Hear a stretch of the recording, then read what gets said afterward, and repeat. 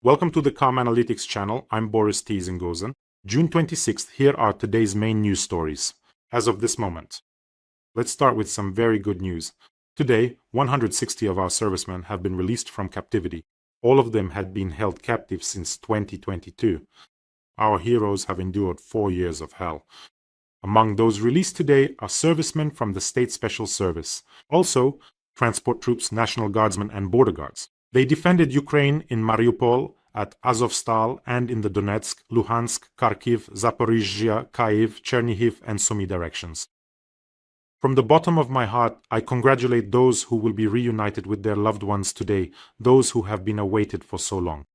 And for those who are still waiting, who haven't been reunited yet, please keep waiting, your time will come. I wish our heroes to return home to their families. And I believe that this will definitely happen. Please, keep waiting. Well, yesterday, the Ukrainian Defense Forces raised the Ukrainian flag on the Kinburn Spit. The Russian occupiers are retreating from their positions in the north and west of the Spit. There is an evacuation of the remaining personnel, and the occupiers are abandoning their defensive lines. The Russians are facing very serious problems there. Our soldiers are cutting off their logistics, which means that without supplies, they will have to retreat across the Crimean Isthmus into Crimea. The Russians once fell into a similar trap in Kherson. Remember, as soon as Surovikin was appointed, he immediately made a very difficult decision, because our forces had cut them off. Their logistics were severed, and the Dnipro River became a natural barrier to their retreat. That's why the Russians decided to pull back across the Dnipro. The same thing is happening now, more or less. The Kinburn Spit was occupied by the Russians back in March 2022. And now, some sad news for the Russians who are currently stuck in kilometer-long traffic jams. They're waiting in line for gasoline, sitting in overheated cars, pushing those cars, and in some places, the fuel has already run out completely. It's sad news. Another major Lukoil oil refinery has shut down due to a drone attack by the armed forces of Ukraine, Reuters reports. We're talking about Nizhny Novgorod Nefteorgzhny. Why is this doubly so? Sad news for Russians? Yes, because this plant ranks 4th in Russia in terms of capacity and 2nd in Russia in gasoline production. In other words, it processes 15 million tons of oil per year and was capable of producing 5 million tons of gasoline, but now it can't.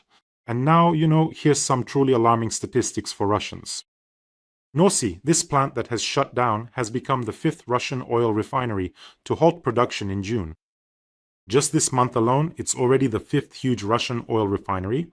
On June 16th, the Moscow refinery stopped. On June 12th, Taneko in Nizhnekamsk. On June 10th, the Kuibyshev refinery. And on June 1st, the Volgograd refinery. Just think about it, June isn't even over yet, and already 5 of the largest Russian oil refineries have stopped. And if you add to that the oil depots that have burned down and the pipeline stations, overall it's a grim picture that's emerging.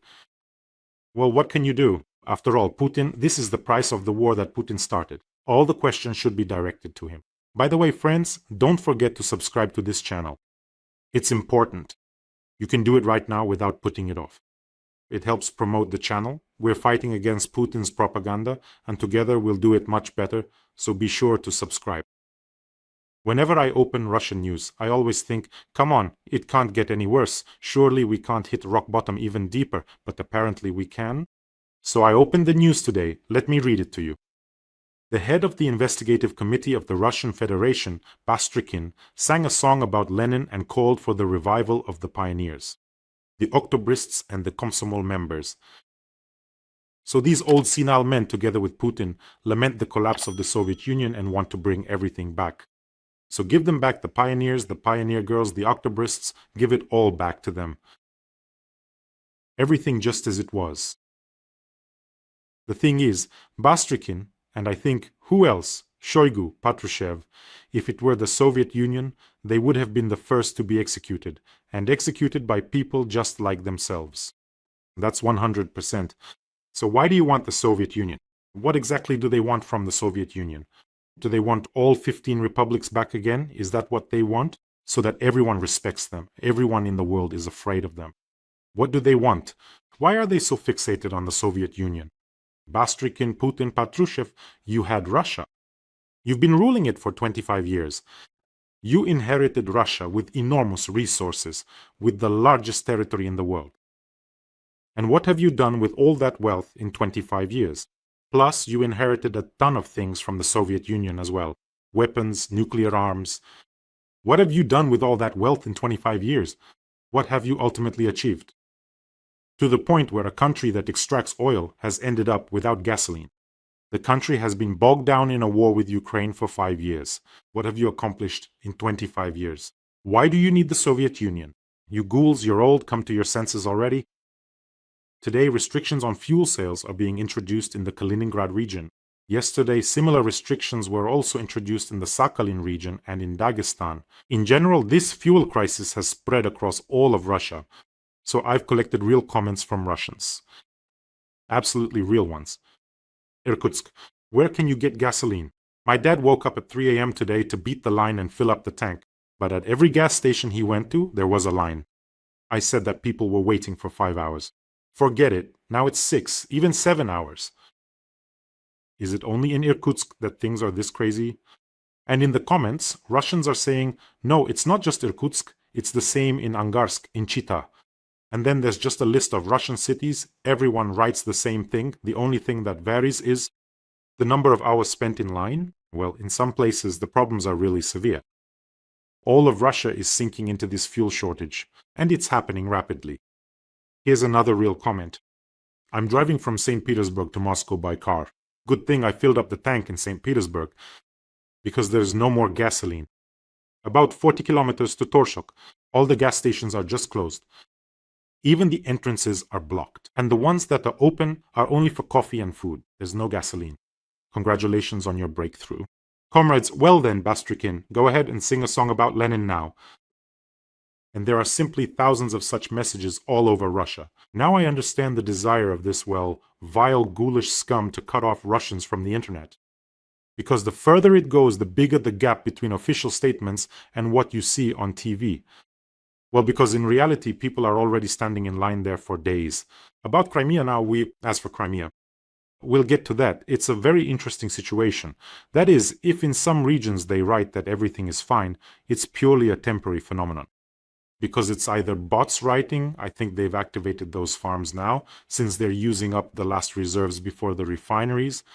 In those regions where they write, yes, we still have supplies up to these refineries, our drones haven't reached them yet. It's a matter of a very short period of time. What can be done about it? The Kremlin doesn't understand that all Putin can do is sit there, clench his dentures, zone out, connect with outer space or something, and then give orders to the government like, Mono, come on, make sure everything is fine. How is the Russian government supposed to stop Ukrainian drones? But Ukraine really is accomplishing an incredible feat. To break apart the huge Russian Federation like this, it's just wow. And in every episode we have an important fundraiser for Ukraine's defense forces. Today we continue raising funds for the fighters, for the 1st Artillery Battery of the Artillery Battalion of the 101st Brigade, for a vehicle. Our artillerymen are giving the enemy a hard time, but right now they need transportation. They are fighting on one of the hottest fronts, Kostiantynivka, Drushkivka.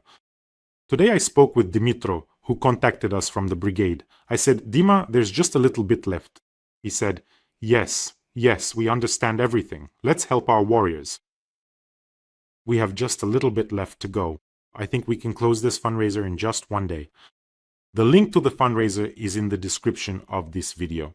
There are mono, Privat, and PayPal options for those who want to help from abroad. For our artillerymen. Wow, they're really giving it to the occupiers right now. And there's always a QR code. That's for those watching on another channel. It also leads to the fundraiser. They decided to calm the Russians down a bit, so they sent out Deputy Prime Minister Novak, and he tried to reassure Russians with some vague statements. But I think at this point, no one can be reassured anymore. So what did Novak say?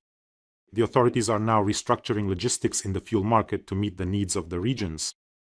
Actually, that's just nonsense. They're restructuring logistics for you right now. So Russians, just hold on a little longer. Soon you'll be saved from fuel altogether.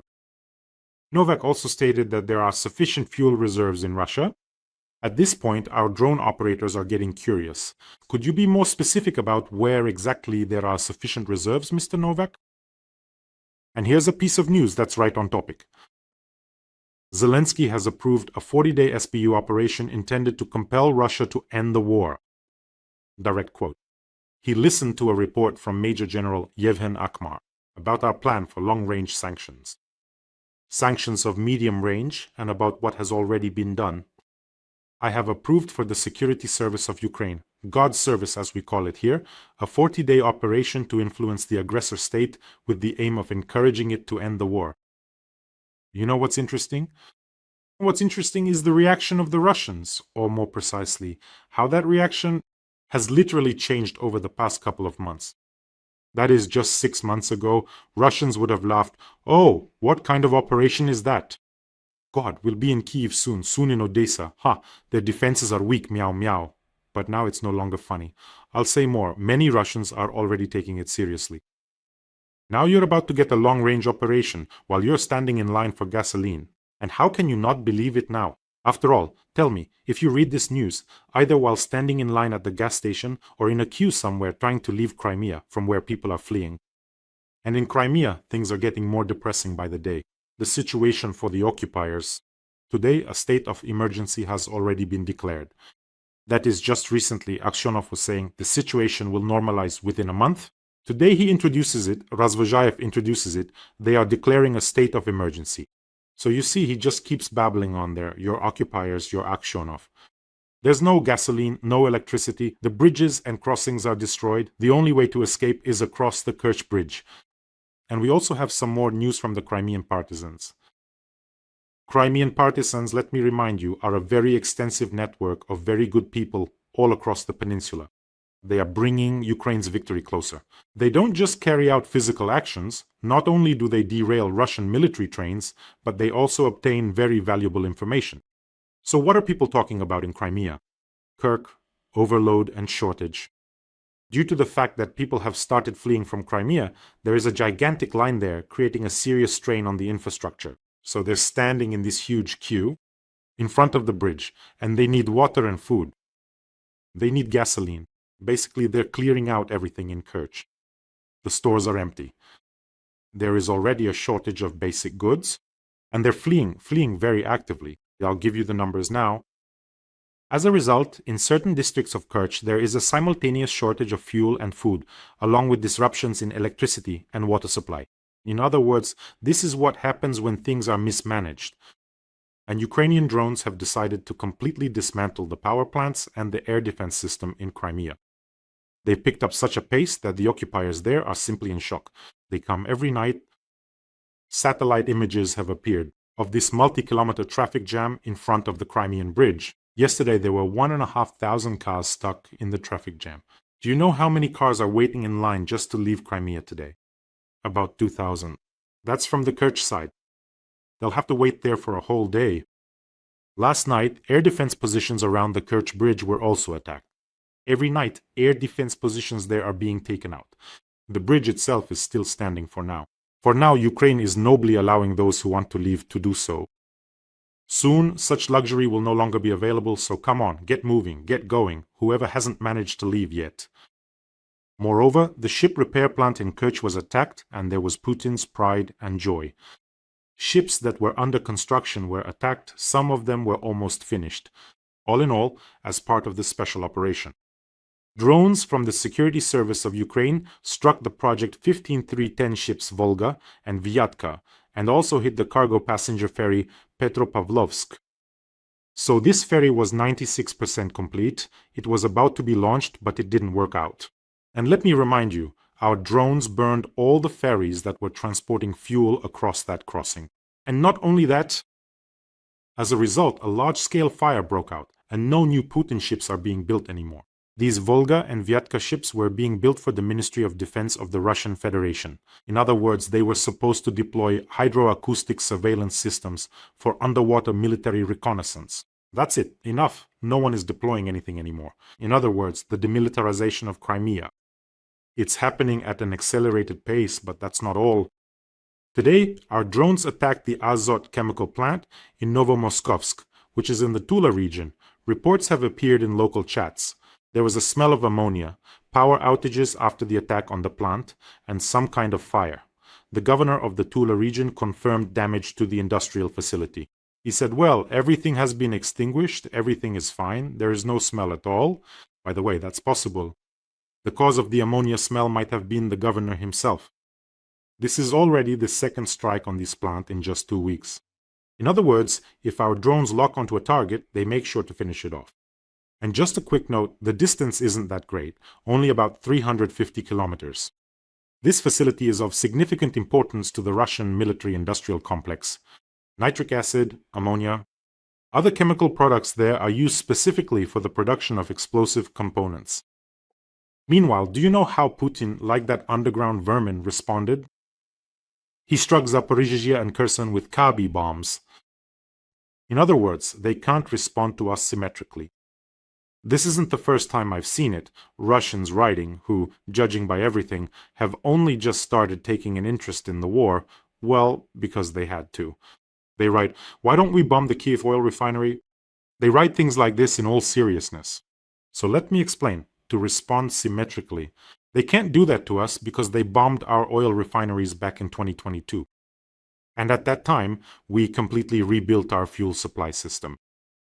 The only thing they can do now is strike residential areas.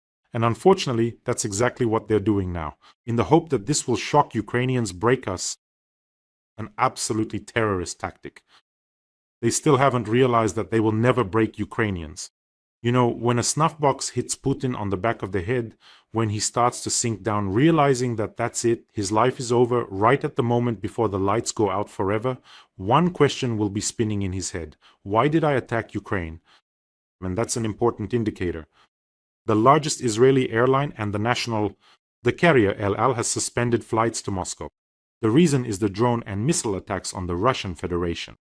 In general, this is the national carrier of a country, let me remind you, that has one of the most advanced intelligence agencies in the world.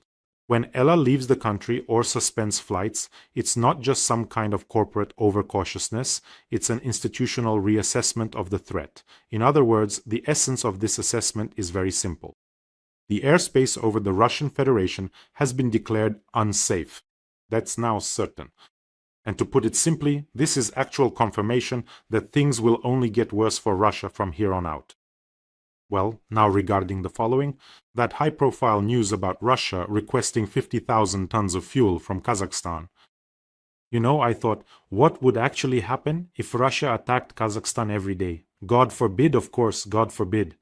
Every day, innocent people would die, cities would be bombed, the Russians would bomb Astana, Almaty, Shymkent, Atirau. And Ukraine would supply Russia with 50,000 tons of gasoline. What would Mr. Tokayev say then? I know very well that the people of Kazakhstan support Ukraine, and for that, you have my immense gratitude. And separately, you know, I want to address the country's leadership. If you don't want, in a few years, for Russia to come to you with war, to save someone there, then don't feed this beast now. Just don't feed it. Especially since statements about some so-called historical Russian lands on the territory of Kazakhstan are made constantly. And by the way, at the official level. Meanwhile, Putin is opening a new front. Russia has imposed restrictions on the supply of fish products from all Armenian enterprises, reports Roselkoznadzor. Your country is plunging into chaos. Meanwhile, the petty, spiteful underground heel is fighting against Armenian fish. I recently watched a film about Ceaușescu. Now I understand why Putin never speaks in front of a large crowd. I think he has watched that footage more than once. Just to remind you, on December 21st, 1989, when things started heating up for Ceaușescu, he decided to hold a rally. He thought, just like they tell Putin now, yeah, your ratings are sky high, the people love you, you can speak in front of the people, everyone applauds and cheers. So back then, Ceaușescu also thought that his people adored him. And he thought, I'll go out there now, I'm such a great orator, right in Bucharest, right in front of the Communist Party building. They gathered about 100,000 people in the square, and many of them were brought there in an organized way, assigned by their workplaces, just like they do for Putin. They herd public sector workers into the stadium. And that's when probably one of the most famous and most terrifying videos for dictators was filmed, when Ceaușescu is reading out some slogan of his and the crowd starts booing him. Not just booing, they start shouting at him. and he shows it, and the cameras are rolling, Ceaușescu's face completely a kind of bewilderment. He's trying to wave his hands or something, just like Putin now. They even look alike. I'll show you this video now, you'll see for yourself. And on that very day, an open uprising began in Bucharest. Imagine, Ceaușescu is giving a speech, then runs away from there to the sound of boos and shouts, and the uprising begins. The next day, the army sides with the people. 3 days later, Ceaușescu and his wife were already executed by firing squad. I've watched that scene in the Bucharest square many times. I think this is Putin's worst nightmare. Take a look. Organizatorilor acestei mari manifestări populare din București, considerând aceasta ca o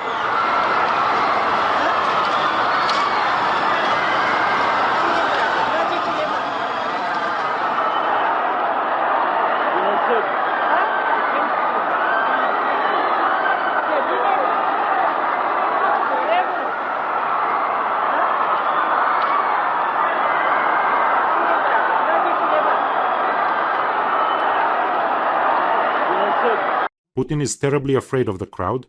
He's terribly afraid that his power will collapse just like that. Recently, he started purging the top military leadership, not because they were stealing, they've always stolen, everyone knew that perfectly well, but because these military men started saying the wrong things in kitchens and saunas. Putin is terribly afraid that the army or part of it will rise up against him. That's why there are these show trials and repressions against of the top military leadership. It's a kind of deterrent measure. Putin thinks that in this way he is controlling the situation, or at least Patrushev reports it to him that way. Although Prigozhin and the 2,000 Wagner fighters who marched on Moscow showed that things inside the Russian Federation are much more fragile than they seem. You know, I think what scared Putin, Patrushev and Shoigu the most was that when the Wagner fighters were marching and at the same time shooting down planes and helicopters, Russians were bringing them pies in little bags. Eat, eat, they said. Everyone knew they were heading for Moscow. The thing is, the situation for Russians is much worse now. I think now even more people would be bringing pies to those who marched on Moscow. This is what Putin is truly afraid of. Well, friends, take care of yourselves, take care of your loved ones, and subscribe to this channel. Don't forget, let's help our artillerymen. We're just a little bit away from closing the fundraiser for them. The link to the fundraiser is in the description of this video. Have a peaceful day, everyone, and glory to Ukraine.